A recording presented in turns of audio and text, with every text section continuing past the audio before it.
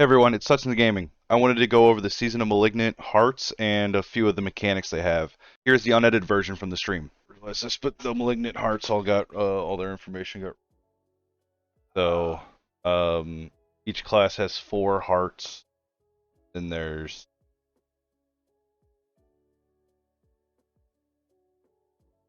12 general ones.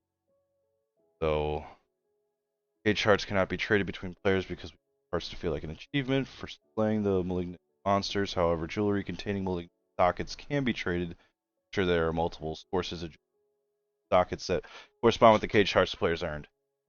Sorcerer is Talrasha, vicious, offensive. Each unique element you deal damage with, you deal 7 to 12% increased damage for 3 to 10 seconds. Spellbreaker, brutal defensive. After taking elemental damage, gain 20 to 40% resistance to that element. Just fucking stupid. Spite, devious utility. When you are affected with the crowd control effect, when you are affected with the crowd control effect, there's a 20 to 40% chance that same enemies around you are also affected with that same effect for 3 seconds. Okay, and then Omnipower, Wrathful, Super, World Tier 4. 4 skills that launch a projectile consume all of your mana. For every 45 to 35 extra mana consumed, you launch additional projectile. The damage is increased by 3 to 5%. It's interesting, I guess. Rogue, you get your offensive one is Lucky Hit. You have a 20% chance to launch 3 stun grenades that deal physical damage and stun enemies. 25 seconds. They're gonna come out with the same drop rate as Uber Uniques. That'd be fucked. That'd be super fucked. I'm guessing that's what the Wrathful ones are because they have it says Wrathful Super World Tier 4, which is like each class has their own Wrathful one. Which like the Sorcerer one was like you consume all of your core skill consumes all of your mana, and for every 35 extra, 45 to 35 extra mana, so you want the lowest one obviously. So if you have like 100 fucking I want to know who put the resistance one in, knowing that they're not going to be fixing resistances until season 2. Crackheads. Well, so the big thing was, well, I don't know why that is the case. They should have just changed. I wish they would have changed that to damage reduction, because the um, all of this was done prior to the game even like releasing. But they could have still fine tuned it. I think they could still probably make changes, but I don't. The Druid, let's look at it. So the Druid's offensive one, kills have a 5% chance to summon a wolf companion at your side for 20 to 30 seconds. An additional, you gain +3 to wolves. The defensive one is when 8, 13 close enemies automatically cast Cyclone Armor. This cannot occur more than once every 10 to 20 seconds.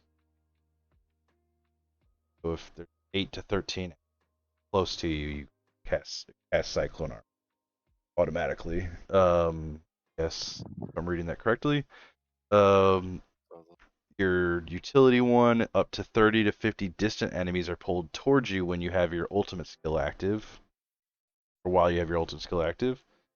Then unconstrained beast, your wrathful super tier world tier 4, world tier 4. When you hit an enemy with a stun, freeze, or knockdown effect, there is a 40 to 60% chance to automatically activate Grizzly Rage for 3. Barbarian's offensive after spending 100 to 60 Fury within 2 seconds. Your next non-basic skills critical strike chances increase by 20%. Defensive, while below 40 to 60% life, you receive 50 to 60 healing. Utility, your skills have a 20 to 30% chance to knock down all enemies for 1.2 seconds. When that skill's attack speed is higher than 20 or 35 to 20%. And their super duper one is incoming damage has a 5 to 50% chance of being ignored and instead healing you for 17. So they just get a 15% chance to dodge. They just get an innate 15% chance to dodge. But that's stupid. Not just that, but also heal. Oh yeah, healing them too. For 17 to 68. I don't know if that number scales any higher, but the rogue gets the stun grenade on attack. On lucky hit. Their defenses is when you use the subterfuge Subterfuge skill. Leave behind an unstable shadow decoy trap that haunts enemies. The shadow decoy trap will explode after 6 seconds. Oh, shit's dead within 6 seconds. Sometimes I guess not. I don't fucking know. I mean, if you're playing a sorcerer, probably not. Everything takes 2 minutes to kill now. Not occur more than once every 5 seconds. Like you hit up to 20 to 40% chance of your cutthroat skills slow by 40%, 3 seconds, and your marksman skills to knock back enemies. Interesting. And their super duper one. Your attacks have a 5 to 15% chance to apply all imbuement effects at 40 to 50% normal potency. That's still really strong. So cool. Necromancer offensive. Walking near a corpse automatically activates an equipped corpse skill every second, dealing 40 to 30% reduced damage. That one's pretty cool. Yeah, just walking by corpses, activating. So if you only have corpse tendrils, does it just keep casting corpse tendril, even though it has a cooldown? Probably not. It'll probably just pick a random one, even if you don't have a skill point in it. This is walking near corpse automatically activates an equipped corpse skill. Oh, Every second. So every second, can you just keep casting corpse tendrils then? In theory? Your brutal defensive, when at least 5 enemies are near you, gain an aura that automatically curses surrounding enemies with Decrepify for 5 to 15 seconds. I think Decrepify is a slow, but it also has a really good thing that like every Necromancer runs. Pretty sure it need a run.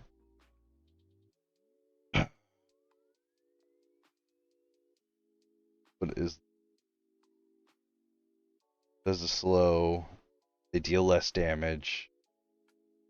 They have a chance to be stunned when Decrepified. And also has a chance to reduce an enemy lucky hit. Enemies afflicted with Decrepify have a 15% chance to reduce your cooldowns by 1 second. So, or you can have it just kill them at 10%. Does not work on bosses. Your lucky hit on your utility, 10 to 20% chance to inflicting fear for 2.5 seconds. Feared enemies are chilled for 20% every second. And their ultimate, each minion drains 1 to 2 essence per second, but deals 50 to 75% increased damage. With no minions, this bonus applies to you and drains 5 essence per second. So you're out of you have to have a lot of essence generation, but you either have no minions and generate a shit ton, or your minions do significantly more damage. I'm playing a summoning necromancer. No way, it's just significantly better. Alright, so the general offensive ones, the first one, the Picana, critical strikes electrically charge the enemy for 0.75 to 2.5, causing lightning arc between them and other charged enemies, dealing lightning damage. The Dark Dance, offensive world tier 3, every 5 seconds while above 60% life. 4 skills cost life instead of your primary resource. Skills that consume life deal 10 to 20% increased damage. Wait, so every 5 seconds while above 60% life, core skills cost life instead of primary. So then they deal increased damage when it costs life. 5 seconds. 40 to 60% or tempting fate. Gain 40 to 60% critical strike damage, but your non-critical strikes deal 20. you deal 40. You get a shit ton more critical strike damage, but when you don't crit, you actually deal significantly. You deal 20 to 15% less damage. Big, you stacking all the crit chances as much as possible. The Lionheart defensive, you gain 10% berry generation. You heal life per second while you have an active barrier. Revenge, brutal tier 4 or tier 3. 10 to 20% of the incoming damage is instead suppressed. You use the defensive, subterfuge, or macabre skill. All suppressed damage is amplified by 250% and explodes, dealing up to fire damage to nearby enemies. So you harness the damage that you take, and then you pop your defensive or whatever. Wait. Are they called defensives? I'm assuming on a druid. Uh, yeah, yeah, yeah. Okay, so yeah, when you would pop a defensive, you just burst out that damage. So it's pretty cool. Prudent Heart, Brutal Defense World Tier 3. Become immune from 2 to 4 seconds after you lose more than 20% of life in a single hit. This effect can occur once seconds. Devious utility resource draining effects are 40 to 50% less effective. In addition, gain 3 to 8% increased regeneration. What is the resource draining skill? I know, like, I obviously think it there's would be those like the one mobs. where, There's that nightmare dungeon that, like, pieces or whatever. well, would it be like the one that you were just talking about for the Necro, where they drain Oh yeah, the essence Necromancer. over Yeah, time, or yeah, the one like the Barb has, where they drain Fury over time? yeah. I don't know. I don't know how that works exactly. Because sorcerers only the only time they're ever draining be through a channeling, which generates. So, um, Yeah, Barb and Necro are the only one I can think of, and Necro only because of that one you were just talking about. yeah. And then you got retaliation, the utility world tier 3. Deal 500 to 600 fire damage to surrounding enemies whenever a crowd control effect is removed from you. Not really that great. And calculated ability world. After spending 150 to 200 of your primary resource, next attack stuns enemies for 2 seconds. Okay, I think if anything, I would take that the determination one, I guess, to have increased resource regeneration if I was going to take it. And then they have 3 supers: the Malignant Pact, Wrathful Super. Cycle through your Malignant bonus every 20 kills. So there's a so the first 20 kills you get 20% attack speed. The next is you get core and basic skills have a 15% chance to fully restore your primary resource. And then the last one, every 21 seconds gain a barrier absorbing 85 to 102 damage, which Creeping Death, Wrathful Super. Your damage over time effects are increased by 30 to 40% for each different crowd control effect on the target. Unstoppable monsters and staggered bosses that take 110 to 130% increased damage from your damage over time effects. This would be really cool if they also did not fuck aspect of control.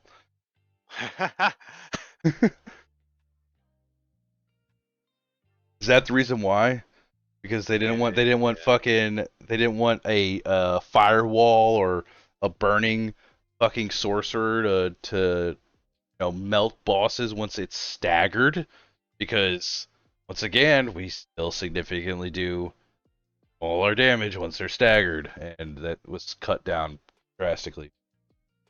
And the last one, the Barber Wrathful Super World Tier 4. Critical strikes and all subsequent damage within 2 to 4 seconds is absorbed by your target. Then the absorbed damage erupts onto surrounding enemies. Sword damage is increased by 10% per second. So does it mean just like every time you fight something, it's just not going to die right away?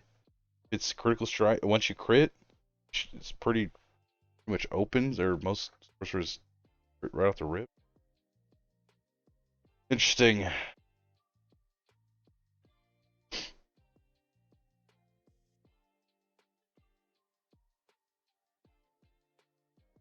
like to see what the Oculus wand actually has stats to see what else it has since it's fucking you anyways. What is deliberating or debilitating roar and blood howl? Oh, those are the defensives. The bear defensive and the werewolf defensive, basically. So Blood Howl heals you. Debilitating Roar gives you they don't do that anymore. Well, reduced. they do, but they also deal 0.5 to 1 damage nearby poisoned. Don't know Oh, what they that. do damage poison. That's cool. That's the new unique that. Uh, The Barbarian got the Azure Wrath. Remember what that is? Yeah, the blue fucking Yeah, sword. so they get lucky hit. Your core skills have a 20% chance to freeze enemy, then deal 0.75 to 1.5 cold damage, and obviously that scales for item power or whatever. Necromancer's got Lilith Wall, lucky hit while you have Bone Storm active. Hitting an enemy outside of a Bone Storm has a chance to spawn an additional Bone Storm at their location. Each of your sacrifice bonuses increases the chance by 25%, and the total number of additional bonuses have by +1. Rogue got the Rogue one's fucking dope. Um, the Rogue one gets a penetrating shot has a 30 to 80% chance to fire an arrow that bounces off walls and scenery. Hitting enemies from behind. Penetrating shot also makes them vulnerable. But so what I want to know is if because penetrating shot has a really cool aspect that makes it really fun to use. A penetrating shot. Whenever penetrating shot damages an enemy, it spawns 2 additional arrows to split off either side. Um, they can't split, but it's so the main arrow will split as many times as it hits enemies line. So Okay. I want to know, can the one that bounces off the wall and then when it comes back or whatever, if it can still proc it, and two, does it have every time it hits a wall, it has a that percent range to activate or to hit to keep bouncing. So could you just keep, in theory, have an infinite bouncing penetrating shot? Now the odds of that happening are Like slim, but basically turn into like tornado shot from PoE, just I mean, small enough map clearing the whole fucking. yeah, but it's like, yeah, but an 80% chance every time it hits the wall if you rolled the max, like that'd be insane. That'd be wild. So, uh,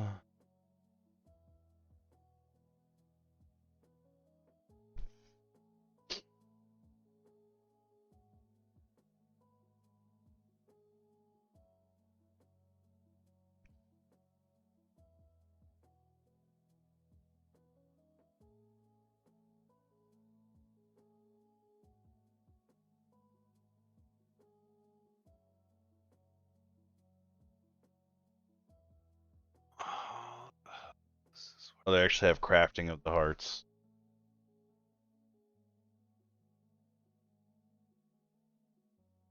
please tell me What? crafting materials. What? Please tell me it's not gonna be new crafting It's new. It's materials. new crafting materials from the season. So they you'll get this ichor.